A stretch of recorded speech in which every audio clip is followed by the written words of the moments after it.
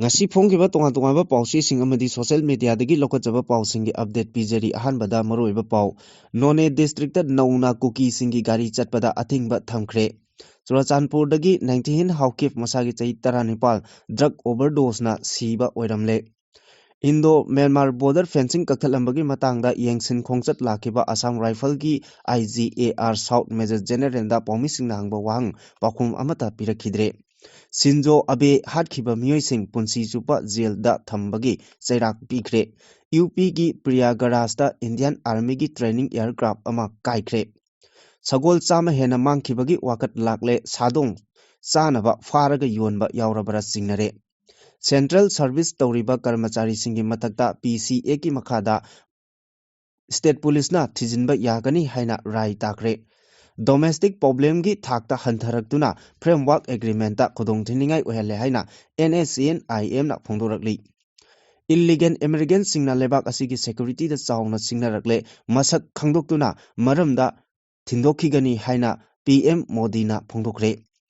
PM Modi na makhatana Manipur State Hood Dega Mari Lainana Miamda Yaifa Paujel Pirakli Tangdu Laitaba Amasung Kumang Soksin Lamdam Ama Oinabagi Tauna Laina Honariba Manipur gi Miambu Ikai Kumnaba Utlakli Assam Rifle na IED Ani Lokthokre Assam Rifles na Yaba tablet Fagale Mapalamdagi Huranba Gari Sing Pangbaga Loinana Huran Khutpu Ama Police na Fare Kanglaipak Kaidawnungda India gi Saruk Ama Oirakhide Haina Pripak na Phongdorakli Joventus Healthcare Limited Mathau Ningthina Tauri Thong Lonbagi Wafam Leite Hairikli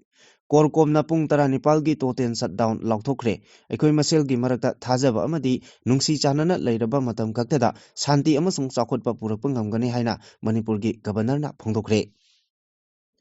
Adom na Hojik Yengbiriba channel asi Kanglai Pauthang YouTube channel ni channel asida iramdam amadi mapalamgi maru oiba pausingi update taba amadi yengba phangbigani channel asina pau upload tawrakpa matamda adom-adomgi device ta notification uba phangbinaba amadi channel asibu pungning thogatbiba oina sungsoi soidana subscribe tawbiduna bell icon nambiyu Hojik pausing amuk sandona pijari Churachandpur dagi Kangpokpi chatpada None da kuki gi gari sing thingjinduna amata chalan khidre thaudo asigi matangda thadok kuki londa thanaba message da asumna translation miyam da pijari ngasi Churachandpur dagi Kangpokpi chatpada None dagi gari amata chalan khidre ban tawsinkhre hojik sangji dagi aikoi amuk halakadori mina sumaina tawra agadi aikoina kari tawraga fagadage haibadu kuki jogi lusingba singna khanabiro gari tare nipal muk halakadore None lalaga amata changba yadre aikoi gi lambi sing mina sumaina loina thingjinkhrebadi aikoi kari tawbayai haibadu khanabiro haina sumna phongdorakli Nengtinghin Haukip Masagi Sahi Tara Nepal drug overdose na siba oiramle Haukiba January gi tang tara numidang Nengtinghin Haukif H Jalengphai Thadok Bheng Manaki Yum Amagi bathroom da wanthaduna leramba thengnabadagi Singhat ki CHC da pukhatkibani adubu doctor na mahak asiba hakchang oina purakle haina confirm torakhi makhata na mahaki asiba hakchang kupna yengsilaba matungda mahak drug overdose na maram oiraga sibani haiba confirm tore haina zomi gi page da upload torakhibani ningsingba yaba amada laikhidrabi Nengtinghin Haukif mahakpu kuki drug chaba naha kharana chahi kharagi mamangda tamthiba mongda rape tawikhibasu lai hairi masina maram oiraga mahak financial difficulties amadi wakhangi akiba trauma ga loinana hinglakpana drug ka hena sijinabadagi overdose oina laikhidabani su hairi Indo Myanmar border gi Manipur area da khariba border fencing bu Manipur amadi Myanmar da base tawba kugi khulai paiba singna ngaihak leitana kakhatlambagi thaudok kaya thokliba asigi matangda border paring asibu ngak senbagi thabak tawriba Assam Rifles ki IGAR South ki Major General Rafrup Singda Paumi Singna hangba wahang pakum amata piramdana chatkre hairi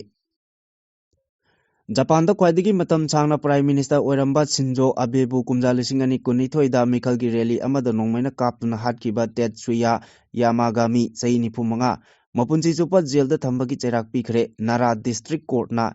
Yamagami bu Shinzo Abe hatkibagi matangda mara leire haina lauthokhibaga loinana mapunchi chupa jail da thamnabagi chairak pikhibani kumja lising ani kunithoi gi July Nepal da nongchup thamba Japan gi Nara da Shinzo Abe na Mikhalgi campaign ga mari lainana wangang lingaida Yamagami na nomaina kaftuna hatki mahak yumda sajaba nomai ama sizinaraga hanagi Prime Minister Shinzo Abebu kaftuna hatkibani trial chatharingaida Yamagami gi ukilna liningi mingda saitheng phanglaba mioi adu sahi kundagi hena jailda thamdanaba haijaki adum oinamak courtna hanagi Prime Minister hatkibagi damak mioi adu mapunsi chupa jailda thamnabagi cherak pikibani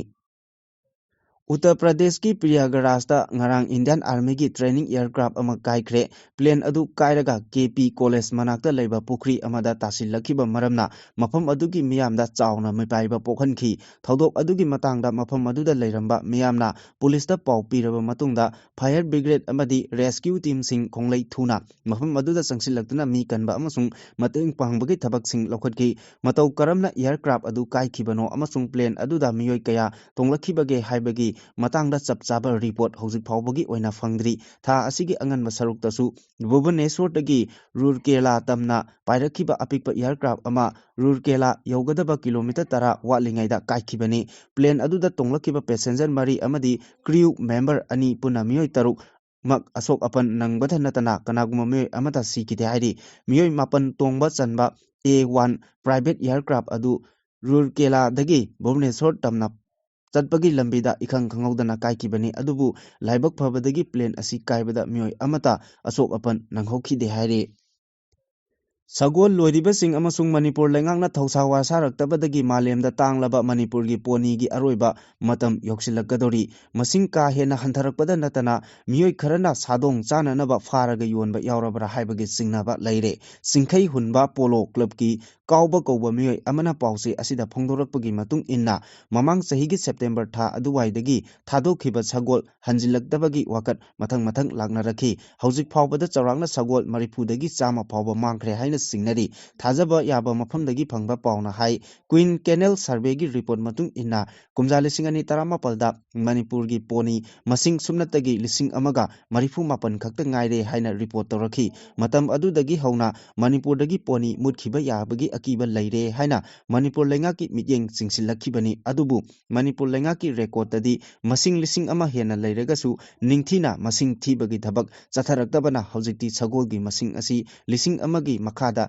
leire haina logba yare asigumba tanpham asida mioi kharana masa chananabagidamak sagol faraga pukhibagi pau mathang laknare handakta Arambai Tengol gi Lusingpurel korongan ba khumana social media da thagalakwa post amada hai sagol huranba geng ama faba ngamle lamdam asida ikui kuidana sagol nifu hena mangbagi wakat kaya lakhi madudagi Arambai Tengol na thijinduna faba ngamle makhoina sagol asi chanaba yonbani hairi maming matha loinamak phongdok charake ekhoi maitaiga sagonaba sani haiduna sakon kauki sakon sagol haina kaukibani malemda polo haina kudol tauba amadi sagol hairiba sagi makhalna mapalna aikoigi ireipak ifurupna chahi lising kaya ireibaksi ngaktuna lakhibani sa asi hojik masing hantharakuna mutkhiba yana leirabani marak asida Manipur Pony and Polo Player Welfare Association na thadorokpa chirol amana tanglaba maitei sagol haibadi poni kangkhul mutkhigadra haina mipainaringai cherakta sagolbu sadong oina chanabagi yonba geng khupu ama leire haiba khangle association gi mioi marina saba investigating team ama semlaga thigatpada mioi kharagi likhun khangba ngamlakhi chirol asida mioi ahumgi mamingsu palakhi palakliba mioi ahummak polo club ta yawba ngaktani hiram asigi matangda thigatpinanaba lampen police station da wakat khre haina su chirol sinama khatari Supreme Court na Central Government ki Karmachari Singna Prevention of Corruption Act PCA ki makhada lalna sel loba amasung corruption tauba thodok thokpa matamda State Police na makhoi gi matakta thijinba amasung charge sheet file tauba yagani haina rai takre Justice JB Pardiwala amasung Justice Satish Sharma gi bench amana ningthokaba numita haikhi madudi PCA ki makhada thokpa crime sing asi state ki agency center ki agency natraga kanagumba police agency amana thijinba yagani ek asigi section 38 ki matung inna thijingadaba police officer aduna rank karaba police officer ama oigadabani haiki bench asina hai section 38 na state police natraga state ki special agency amana center lenga ki karamachari singna lalna sel loba corruption toba natraga mathau ningthina tawdabagi thodok sing register toba natraga thijinbada thingde thabak khudong chanaba amasung thabak ani suba oibagi thong asi hanna tawdanabagi damak CBI bu center lenga ki karamachari sing amadi makhoi makhada laiba lupsingi corruption case sing thijinbagi mathau pibani aduga state anti corruption bureau ACB bu state lenga ki karamachari singi corruption case thijinbagi mathau pibani adum oinamak state police na center gi employee singi mathakta thijinba thingbagi ayaba laite hairi Indo-Naga political issue asi loisinaba honariba India government ki maikaidagi political gi oiba will ama iwat watli haina NSCNIM na phongdorakpaga loinana issue asibu domestic problem gi thakta hanthanduna India lengak amadi Naga singi marakta chathariba framework agreement ta akaiba amadi khudong thiningai ohele haina maral sirakli NSCNIM na ngarang thokpa chirol amagi matung inna group asina haukiba chahi 30 rongi mamangdagi India amasung Naga gi lusingba singi marakta wari chanaduna lakpaga loinana group asidagi insurgent amadi rebel haiba wahi lokthokre lalolup asina Nagagi struggle bu India gi Spanish singi mayoktani hairaduna Naga singna makhoigi lam ningkha tamba puwari identity culture amadi maraibkidamak thengnaba khongthangni hairi kumjali singani kunmanga gi August 15 da kujek pinakiba framework agreement ki matangda palladuna Naga independence ki unique oiraba puwari agreement asina masak khangle loinana India government na Naga singi sovereignty busu masak khangle NSCNIM gi cherol aduna makha taraduna hai framework agreement na khangi madudi Naga singna makhoigi lam amadi resource ki mapuni haiba masiga loinana Naga sing amato oina punsinba haiba asi makhoigi oiba hakni haina phongdokladuna agreement asi India amadi Naga singi yamna maru oiba yumpham amani haina sengdorakli phongdorakli cherol aduna makha tan hai Naga singna mamangda impose tawkhiba accord kaya amadi peace agreement kaya chanahan khidre asigumba asoiba kaya asi amukka hanna makha chatharabadi madugi phal afaba oirakloi Naga singna khud thongnaba amadi wari sanabagi damak sem saduna lei adum oinamak wari sanaraga isu asibu loisinbana hena miyeng thamli haina su phongdorakli TH muibhagi wafam paladuna NSCNIM na political solution da thajaba thamli aikhoina wari sanaduna yasinaba purakpa pami haina su phongdorakli illegal immigrant sing masak khangdokpa amasung makhoibu maramda halankinaba lengaki thoksil Prime Minister Narendra Modi na amuk hanna ningsingbaga loinana adugumba illegal immigrant sing ngak senduna amadi makhoibu lotsinduna thambaga loinana vote bank sagatliba political party singbu akanba mongda yaningdaba phongdokre BJP gi anoba lusingba Nitin Nabin na charge lobagi thoramda Prime Minister Narendra Modi na makhata na haiki madudi illegal immigrant ki wathok asi lebak asi gi security da achobu singna aba oire makhoibu masak khangdoktuna masa-masagi maraibakta mapung phana halankhiba mathau tai lebak amatada illegal immigrant sing loksin hande India na su illegal immigrant sing loksin loi makhoina lebak asigi lairaba amasung naha oiriba miyoi singi hak matuna leiri haina phongdoki party gi maming di pandana Prime Minister na illegal immigrant sing saugatliba party haina phongdokliba adu yamna wahan thok leiba amani adum oinamak mikhan laksilaklaba West Bengal da lengak pairiba Trinamool Congress ta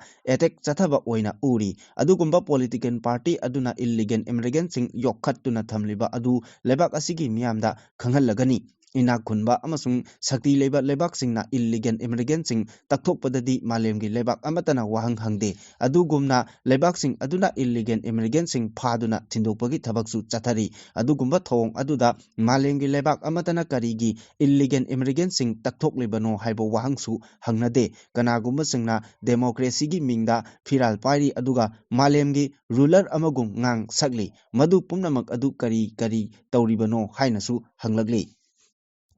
Manipur da tholokliba chahi ahum pharakadoroba irang asigi warisin oigadaba subnatagi wafam amata phawba phongdoktana Prime Minister Narendra Modi na Manipur State Hood Dega Mari Lainana Miyamda Yaipho Paujel Pirakli Loinana Tangdu Leitaba amasung Kumang Choksinba Lamdam ama ohennabagi Thauna Laina Khonariba Manipur gi Miyambu Prime Minister Narendra Modi na Manipur Miyamda Pirakliba Yaipho Paujel asina ikai khumnaba utlakli kumja 1983 gi ngasigi numit asida Manipurna state hut phangjaduna Indian Union gi mapung phaba state ama oiba ngamkibagi nungaiba amasung thagatpa phongdokladuna Prime Minister Narendra Modi na Manipur gi Governor Ajay Kumar Bhalada thadorokpa chirol amana hai haugiba chahi cha kayadagi lebak asigi fajaraba culture gi saktam Manipurna ahenba magunsing haplaga lakli Manipur gi inak khulaba heritage amasung sports ki lamda nahasingi khangba kanba thaksi khasi naiba amasung Pangan loksing kayana lebak asibu malemda masak takpa ngamli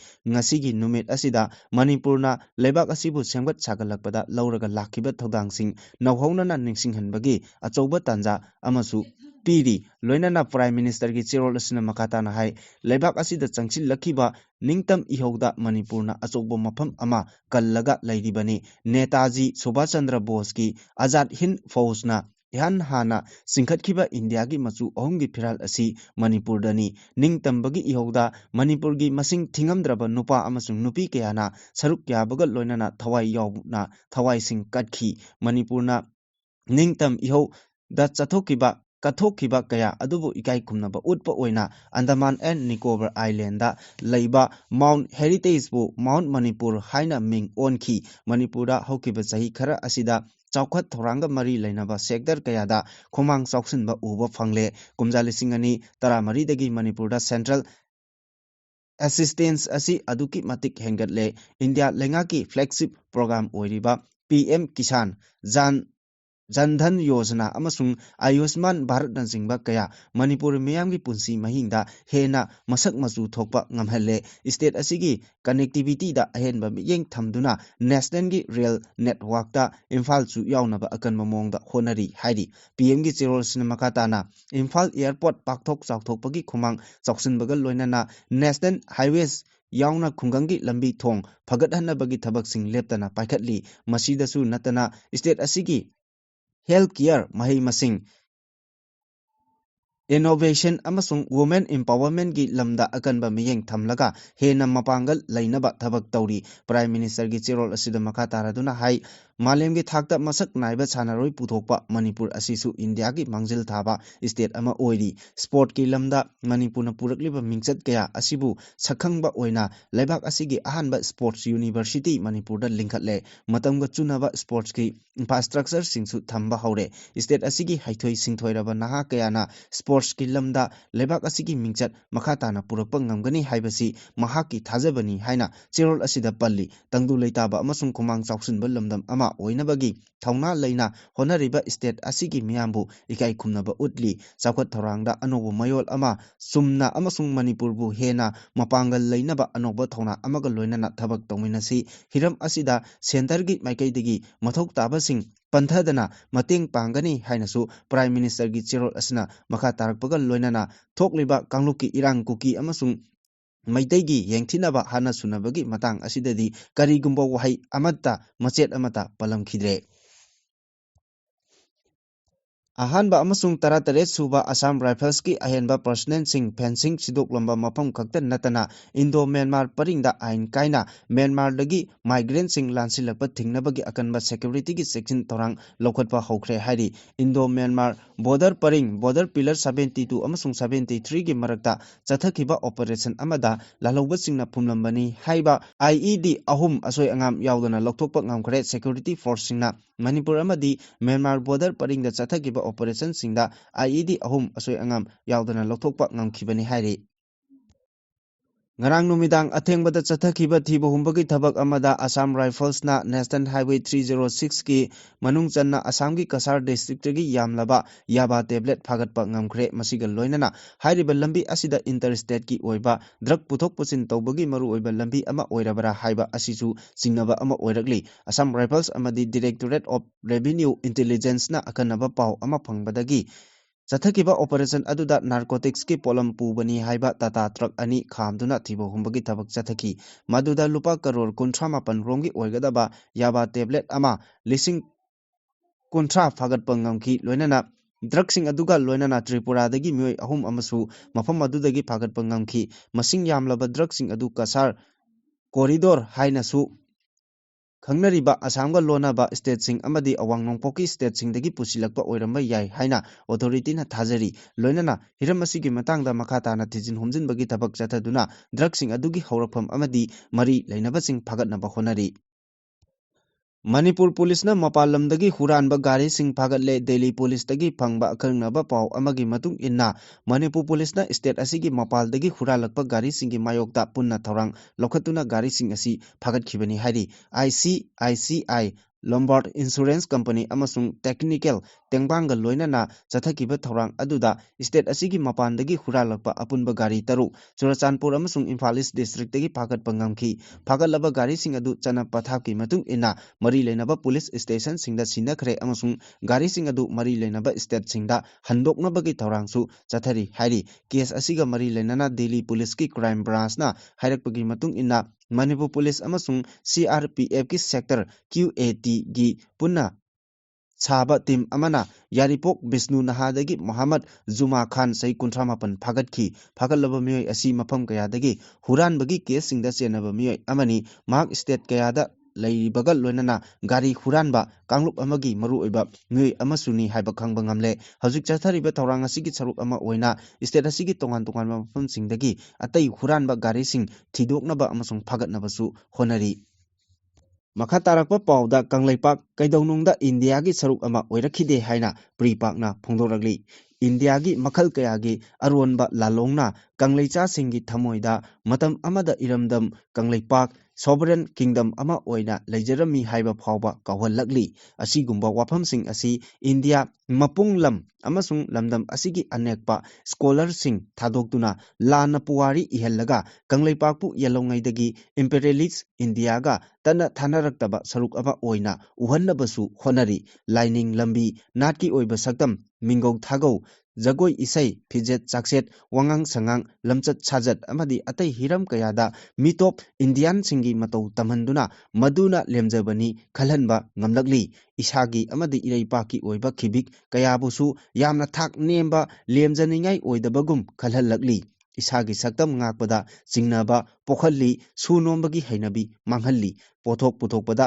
talhalli isagi lejaramba khudingmak mapandagi thajilakduna hanagi lejariba pumnamak mutkhinaba angamba thakta honaduna lakli Kanglaipak asi mipan tangdrabadi hingba ngamlaroi haina khalhannaba matam changna leptana haujiksu honaragli loi mapugi lanmi singna ngaklaga pangal amasung selgi matik mayai sijinaraga namduna pangthokpa mikhalna semba lengak asi mapan thongda ningtamba lebaki mikhal malhanbani National Party singi legislature singi luchingba khanba Council of Ministers semba pumnamak asigi control di Delhi na supai pairibani mahakna makatana hai Kanglaipak lengak makok thongba pham pumnamak mitop natraga makhoigi achetpa wakhalon chenba miyoi sing tata pahenduna ta lakli amaromda aikhoigi yelongmi singbudi India gi maru oiba office natraga institution singi makok thongba pham amata hauji phawba paihande aikhoibu namthaduna thamba haibasi matam chupagi oina tawduna lakli Kanglai khunai gi punsi rolda Indianization gi saifuna akiba phangna Saifu Saitheng Piri Chana Lonchat Phijet Chakchet Natki Kumai Lining Laisol Irol Iyek Punamak Hindu amasung Hinduism gi Chanabi Singna Namthaduna Mahut Sillaga Lakli Tasengbadi Loi Lengakna Makoina Lamlo Lopsinkiba Loi Lebaki Kunai Cha Miyambu Makoigi Nat Kunai Lon amasung Laisem Lon gi Saktambu mahalaba tungda loi mapugi punsirol amasung saktam adu machet khakna onthoroknaba honabagi haibadi namduna supsinba tasinba honabagi khongthang thangba haibasi mahausani thawong asimak loi lengaki Indiana Kanglaicha singi mapamda chathaduna lakli Kanglaicha oibagi punsirol Indian oina machet khikna hingba honabagi machet adu ngasimak kanna hunai asida purakliba asina mayek senglaba khudam oiri haina sumna phongdokli India gi makok thongba pharmaceutical company ama oibagi mathakta BSE amadi NSE gi list su chanduna MQ pharmaceutical gi subsidiary ama oiduna stakeholder lak kaya gi recognition amasung thajaba manghandana ngasi phawba miyam gi ana layeng gi hidak langthak sing yamna magul leina sem saduna lakliba Joventus Healthcare Limited hariba pharmaceutical company asi ngasi su lebak asigi mafam sing sinba thungna field staff sing thamduna ningthi jana thabak थबक थौरमसिंग लेप्तना चथरी हाइना company limited असिगी माइकेदगी खंगलकली हंदक माइकई अमरोमदगी अरानबा पाउ संदोरक्तुना जोबेंटस हेल्थ केयर लिमिटेड हाइरिबा कंपनी असि थबक तौखिद्रे तोखरे अमसुंग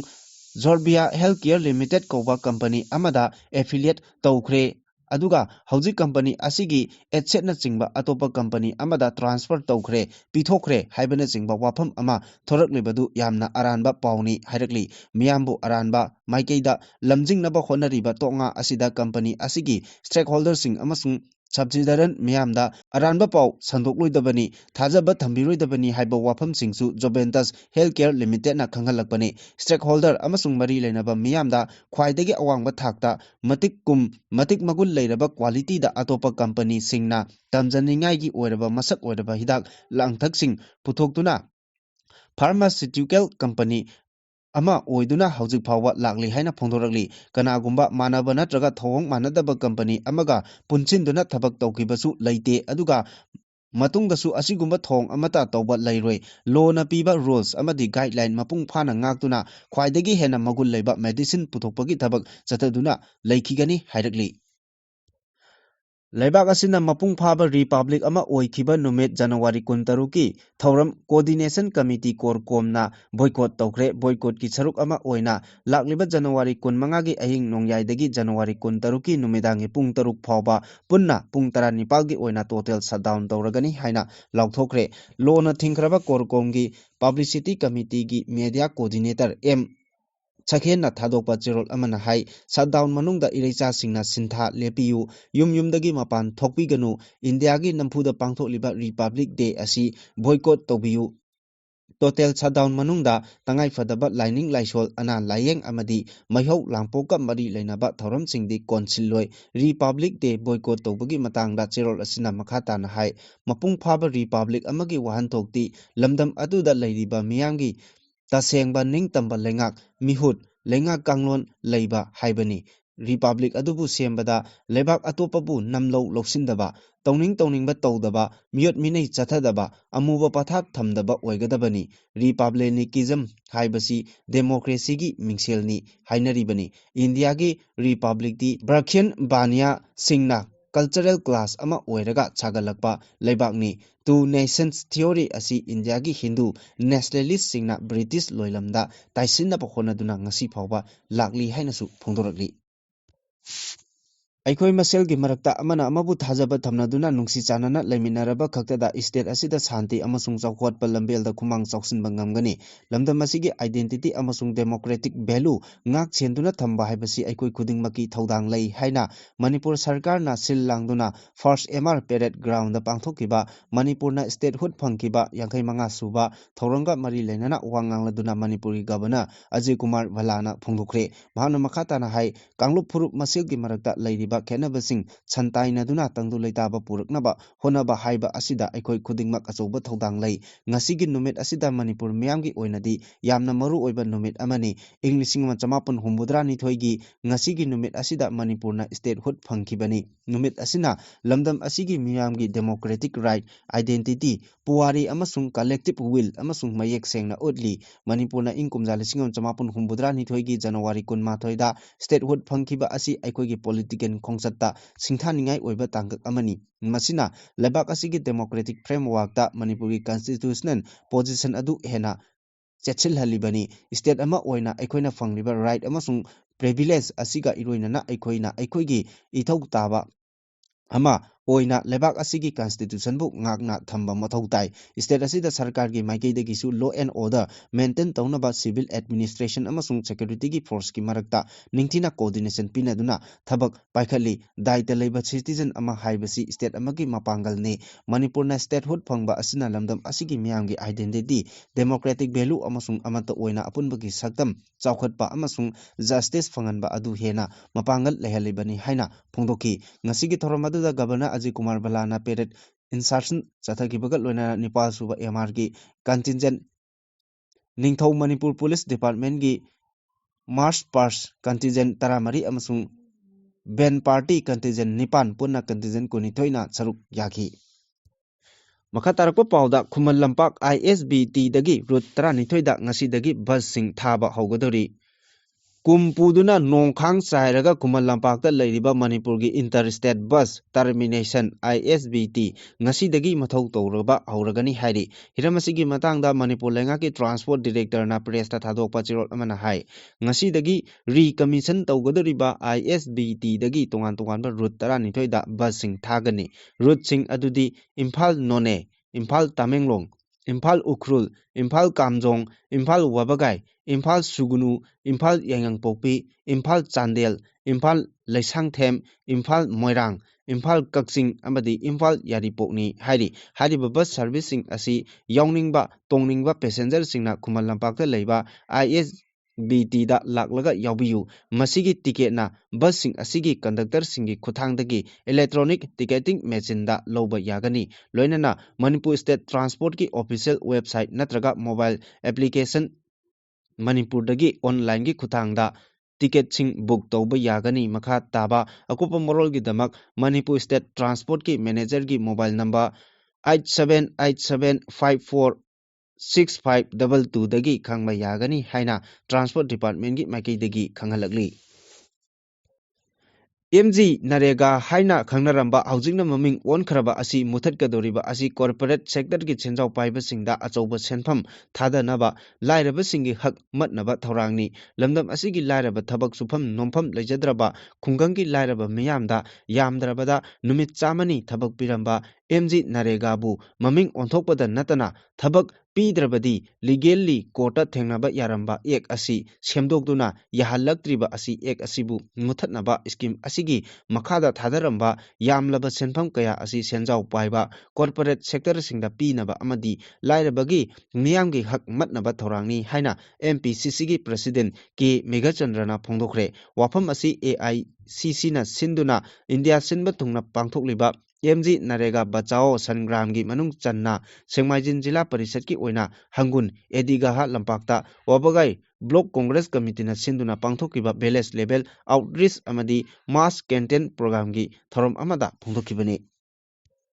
Manipurna National Building da matam sangna pirakiba contribution kaya adubu mayek sengna utladuna ahanba oina Manipur gi Governor Ajay Kumar Bhalana itihasik oiraba Kangla Nongpok Torbanda Monumental National Flag singkhatkre Manipur Sarkar gi Home Department na sinduna Monumental Flag Inauguration Day Thoronga Mari Lenana Pangthokiba Monumental National Flag singkhatpagi thorom aduda Assam Rifles ki DG Lieutenant General Ravrup Singh Manipur Sarkar ki Chief Secretary Punit Kumar Goel Security Advisor Kuldeep Singh Imphal West ki DC Mayanglambam Raj Kumar amasung Manipur Police ki DGP Rajiv Singh su saruk yakhi thorom aduga mari lainana IGAR South ki Inspector General Ravrup Singh na haikibada Manipur na statehood phanglakiba numit asida Kangla Nongpok Torbanda India ki machu ahumgi monumental flag ama Manipur gi Governor Ajay Kumar Bhalana singkhatkiba asi yamna historical oiba amani state asigi chanaroi singna international sports event kayada saruk yaraduna India ki mingchat kaya purakare sports khakta natana Manipur gi culture asisu yamna top topa amani Manipur dagi miyoi kaya amasu Indian Army da service tawduna laibak asigi seba tawri hiram kayada Manipur gi miyam India gi lawriba tawdang sing asibu sakhangba oina monumental national flag asi Mafam asida Paihanbani Flag Foundation of India na Manipur gi Kangla Nongpok Torbanda Monumental National Flag ama thamnaba khalakpa asigidamak Flag Foundation of India bu ngamkai leitana thagatpa phongdokhi Makha tarakpada aroiba paw oina editor kalam dagi machang oiba amatang lakhatchari National School Games yawba lakpa Rajasthan gi chanaroi singdagi sel munba terrorism gi machatni Manipurna yumbu oiduna pangthokiba humpumapal suba National School Games da saruk yaba lakhiba Rajasthan School gi Wushu teamna Imphal dagi hankibagi lambida kuki khulai paiba singna kihan khanghanbagi thabak chathakre haibagi wathok lairakliba asi laibak thibani Games asida Rajasthan School gi nupa amasung nupi sanaroi punna yankhani thoigi team aduna National School Games asida Nupi teamna winner amadi nupa teamna second takhi Nupi teamna fajaba performance uttuna winner amadi nupa teamna second taduna mai pakpagi harau nungaina mayumda hankibagi lambi National Highway 2 Imphal Dimapur lambi gi mafam amada kuki khulai paiba singna nomai chingdolda ꯁꯦꯜ ꯃꯨꯟꯈꯤꯕꯒꯤ ꯊꯕꯛ ꯑꯗꯨ ꯆꯠꯊꯈꯤꯕꯅꯤ꯫ ꯊꯧꯗꯣꯛ ꯑꯗꯨ ꯔꯥꯖꯁꯊꯥꯟꯒꯤ ꯁꯥꯟꯅꯔꯣꯏꯁꯤꯡꯒꯤ ꯃꯐꯝꯗ ꯑꯍꯥꯟꯕ ꯑꯣꯏꯅ ꯊꯣꯛꯈꯤꯕꯅꯤ ꯍꯥꯏꯔꯤ ꯀꯨꯀꯤ ꯈꯨꯠꯂꯥꯏ ꯄꯥꯏꯕꯁꯤꯡꯅ ꯅꯦꯁꯅꯦꯜ ꯍꯥꯏꯋꯦꯁꯤꯡꯗ ꯆꯠꯊꯣꯛ ꯆꯠꯁꯤꯟ ꯇꯧꯔꯤꯕ ꯃꯤꯌꯥꯝꯗꯒꯤ ꯅꯣꯡꯃꯩ ꯆꯤꯟꯗꯣꯟꯗ ꯁꯦꯟꯈꯥꯏ ꯊꯨꯝꯈꯥꯏ ꯂꯦꯞꯇꯅ ꯆꯠꯊꯗꯨꯅ ꯂꯥꯛꯂꯤ꯫ ꯂꯝꯍꯦꯟ ꯇꯨꯍꯦꯟꯕꯁꯤꯡ ꯑꯗꯨꯅ ꯃꯅꯤꯄꯨꯔꯒꯤ ꯃꯄꯥꯟ ꯂꯝꯒ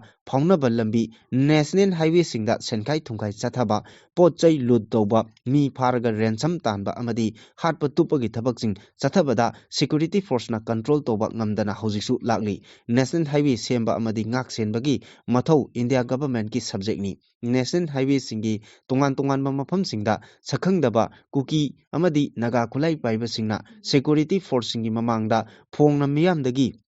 ꯅꯝꯗꯨꯅ ꯏꯜꯂꯤꯒꯦꯜ ꯇꯦꯛꯁ ꯂꯧꯕ, ꯄꯣꯠ ꯆꯩ ꯃꯨꯟꯕ, ꯗ꯭ꯔꯥꯏꯚꯔ ꯐꯥꯔꯒ ꯑꯣꯠ ꯅꯩꯕꯒꯤ ꯊꯕꯛ ꯆꯠꯊꯕꯗ ꯀꯔꯤꯁꯨ ꯇꯧꯕ ꯉꯝꯗꯅ ꯂꯩꯔꯛꯈꯤꯕ ꯑꯗꯨꯒꯤ ꯃꯅꯨꯡ ꯆꯟꯅ ꯅꯦꯁꯅꯦꯜ ꯒꯦꯝꯁꯇ ꯁꯔꯨꯛ ꯌꯥꯕ ꯂꯥꯛꯈꯤꯕ ꯔꯥꯖꯁꯊꯥꯟꯒꯤ ꯋꯨꯁꯨ ꯁꯥꯟꯅꯔꯣꯏ ꯑꯃꯗꯤ ꯃꯈꯣꯏꯒꯤ ꯃꯃꯥ ꯃꯄꯥꯁꯤꯡꯁꯨ ꯂꯥꯏꯕꯛ ꯊꯤꯕ ꯊꯧꯗꯣꯛ ꯑꯗꯨ ꯃꯥꯌꯣꯛꯅꯈꯤꯕꯅꯤ꯫ ꯃꯅꯤꯄꯨꯔꯗ ꯊꯣꯛꯂꯤꯕ ꯏꯔꯥꯡ ꯑꯁꯤꯒ ꯃꯔꯤ ꯂꯩꯅꯅ ꯆꯤꯟ ꯀꯨꯀꯤ ꯖꯣ ꯅꯥꯔꯀꯣ ꯇꯦꯔꯣꯔꯤꯁꯠꯁꯤꯡꯅ ꯅꯦꯁꯅꯦꯜ ꯍꯥꯏꯋꯦꯁꯤꯡꯗ ꯃꯤꯌꯥꯝ ꯃꯔꯨꯑꯣꯏꯅ ꯃꯩꯇꯩꯁꯤꯡ ꯆꯠꯊꯣꯛ ꯆꯠꯁꯤꯟ ꯇꯧꯕꯗ ꯑꯊꯤꯡꯕ ꯊꯝꯕꯗꯒꯤ ꯐ꯭ꯔꯤ ꯃꯨꯚꯃꯦꯟꯠ ꯌꯥꯗꯅ ꯂꯩꯔꯤ꯫ ꯑꯊꯤꯡꯕ ꯑꯁꯤ ꯏꯟꯗꯤꯌꯥ ꯒꯚꯔꯟꯃꯦꯟꯠꯅ ꯂꯧꯊꯣꯛꯄ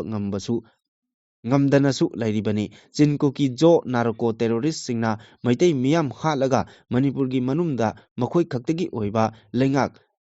ꯂꯩꯕꯥꯛ ꯑꯃ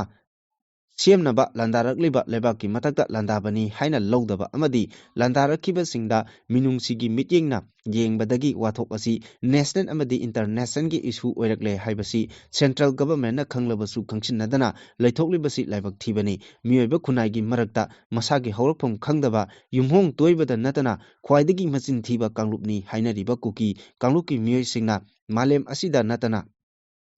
ꯂꯩꯕꯥꯛ ꯑꯁꯤꯗ ꯅꯠꯇꯅ ꯃꯥꯂꯦꯝꯒꯤ ꯂꯩꯕꯥꯛ ꯑꯌꯥꯝꯕꯗ ꯍꯨꯔꯥꯟ ꯅꯣꯂꯥꯗ ꯈꯨꯟꯗꯥꯁꯤꯟꯕ, ꯃꯈꯣꯏꯅ ꯂꯩꯔꯨꯕ ꯃꯐꯝꯁꯤꯡ ꯈꯨꯗꯨꯝ ꯆꯟꯅꯕ ꯍꯣꯠꯅꯕ ꯑꯃꯗꯤ ꯑꯔꯥꯟꯕ ꯄꯨꯋꯥꯔꯤ ꯁꯦꯝꯖꯤꯟ ꯁꯥꯖꯤꯟꯕꯒꯤ ꯋꯥꯊꯣꯛꯁꯤꯡ ꯀꯌꯥ ꯑꯃ ꯂꯩꯔꯤ꯫ ꯏꯟꯗꯤꯌꯥ ꯒꯚꯔꯟꯃꯦꯟꯠꯅ ꯃꯅꯤꯄꯨꯔꯒꯤ ꯋꯥꯊꯣꯛ ꯑꯁꯤ ꯃꯩꯇꯩ ꯑꯃꯁꯨꯡ ꯀꯨꯀꯤ ꯑꯅꯤꯒꯤ ꯀꯥꯡꯂꯨꯞꯀꯤ ꯏꯔꯥꯡꯅꯤ ꯍꯥꯏꯔꯕꯁꯨ ꯃꯩꯇꯩ ꯅꯠꯇꯕ ꯃꯤꯌꯥꯝ ꯄꯨꯝꯅꯃꯛ ꯅꯦꯁꯅꯦꯜ ꯍꯥꯏꯋꯦꯗ ꯐ꯭ꯔꯤ ꯃꯨꯚꯃꯦꯟꯠ ꯌꯥꯍꯟꯗꯕꯒꯤ ꯁꯔꯨꯛ ꯑꯣꯏꯅ ꯅꯦꯁꯅꯦꯜ ꯁ꯭ꯀꯨꯜ ꯒꯦꯝꯁꯇ ꯁꯔꯨꯛ ꯌꯥꯕ ꯂꯥꯛꯄ ꯔꯥꯖꯁꯊꯥꯟꯒꯤ ꯋꯨꯁꯨ ꯁꯥꯟꯅꯔꯣꯏꯁꯤꯡꯗ ꯅꯣꯡꯃꯩ ꯆꯤꯡꯗꯣꯟ ꯑꯣꯟꯁꯤꯟꯗꯨꯅ ꯁꯦꯜ ꯃꯨꯟꯕꯒꯤ ꯊꯕꯛ ꯆꯠꯊꯔꯛꯈꯤꯕꯒꯤ ꯋꯥꯊꯣꯛ ꯑꯁꯤꯗ ꯁꯦꯟꯇ꯭ꯔꯦꯜ ꯒꯚꯔꯟꯃꯦꯟꯠꯅ ꯂꯣꯒꯤ ꯑꯣꯏꯕ ꯀꯔꯤ ꯊꯕꯛ ꯂꯧꯈꯠꯂꯛꯀꯗꯒꯦ ꯍꯥꯏꯕꯗꯨ ꯃꯤꯌꯥꯝꯅ ꯈꯪꯅꯤꯡꯅ ꯉꯥꯏꯔꯤ꯫